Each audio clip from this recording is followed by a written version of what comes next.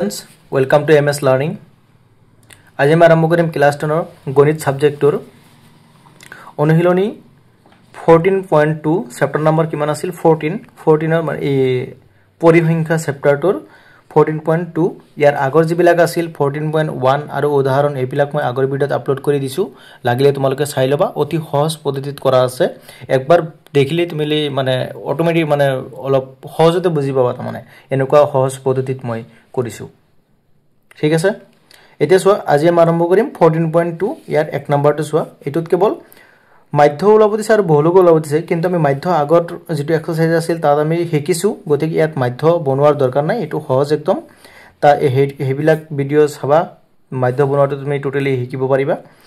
so এতিয়া আমি এটুত কেৱল বহুলক ওলাম মানে এই এক্সাৰসাইজটো কেৱল বহুলকৰ কাৰণে আমি ব্যৱহাৰ কৰিম ঠিক আছে জাস্ট বহুলক ওলাম এতিয়া সোৱা ইয়াৰ পৰা এটা টেবুল দিয়া আছে টেবুলটোৰ শ্ৰেণী অন্তৰাল দিয়া আছে আৰু বাৰংবাৰতা দিয়া আছে সোৱা শ্ৰেণী অন্তৰাল আৰু বাৰংবাৰতা এই বাৰংবাৰতা অনুসৰি বা শ্ৰেণী অন্তৰাল অনুসৰি আমি কি ওলাম বহুলক ওলাম গতিকে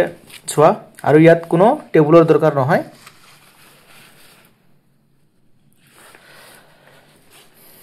কোৱেশ্চন নম্বৰ 1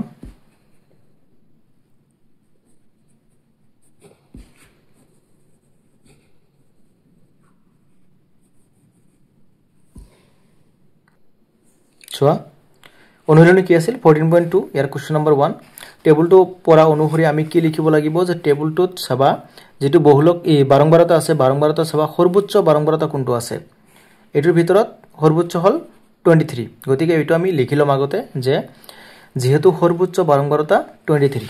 এটো উদাহৰণ 5 মই বঢ়িয়াকৈ কৰি দিছো এটো চালেও তুমি এটো অংক অতি সহজতে বুজি পাবা আৰু যদি এটোৰ বিষয়ে কিবা কনসেপ্ট আছে তোমাৰ তেনেহলে আৰু অতি সোনকালে বুজি পাবা ঠিক আছে সোৱা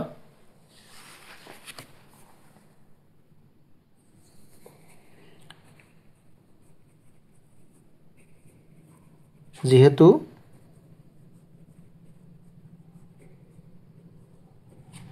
সৰ্বোচ্চ বাৰংবাৰতা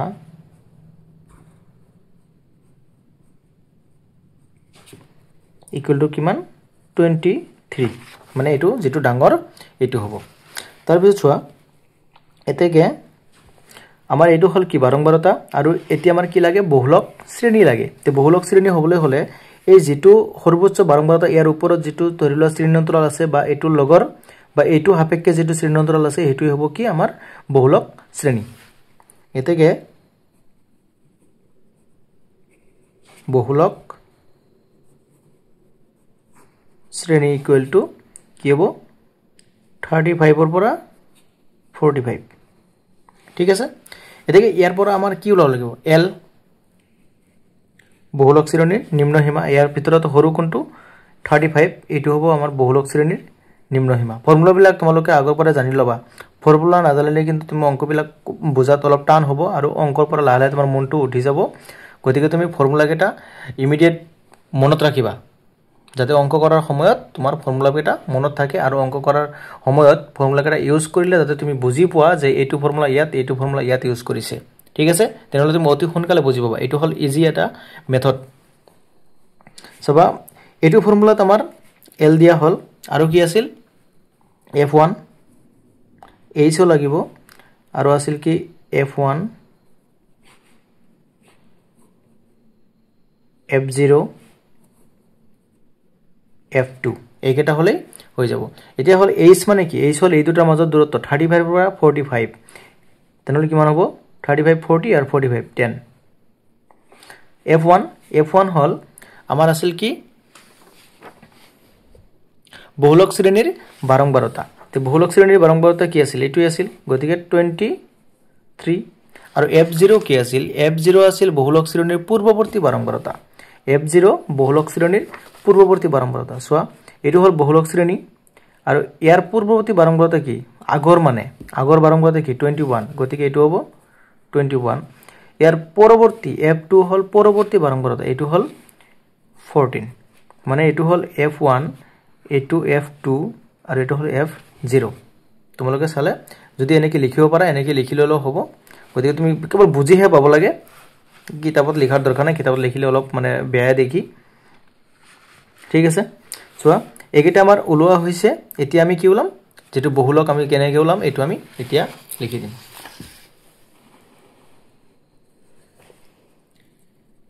এতেকে বহুলক ইকুয়াল টু কি আছিল l প্লাস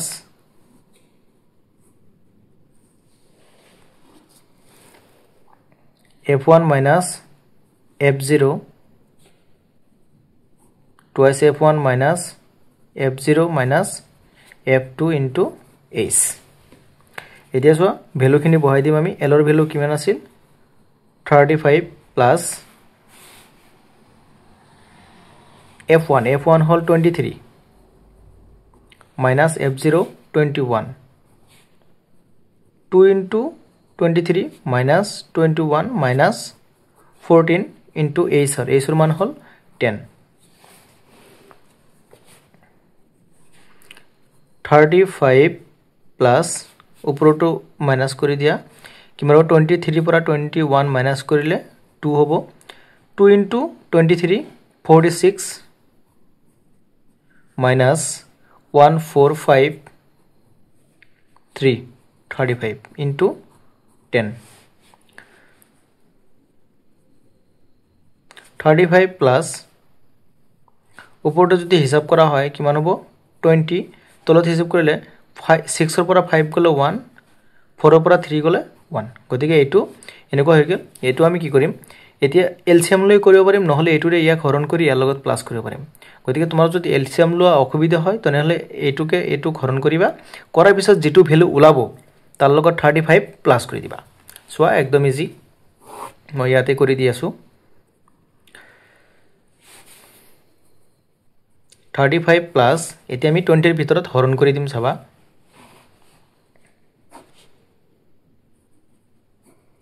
11 ৰে 1 1 into 11 হ'ব 9.0 90 ৰ ভিতৰত 8 বাৰ 8 গুণ 88 থাকিব কিমান 2 0 20 ৰ ভিতৰত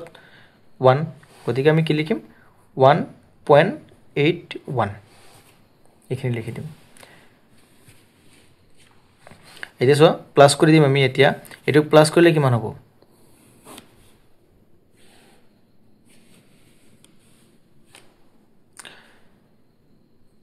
35.00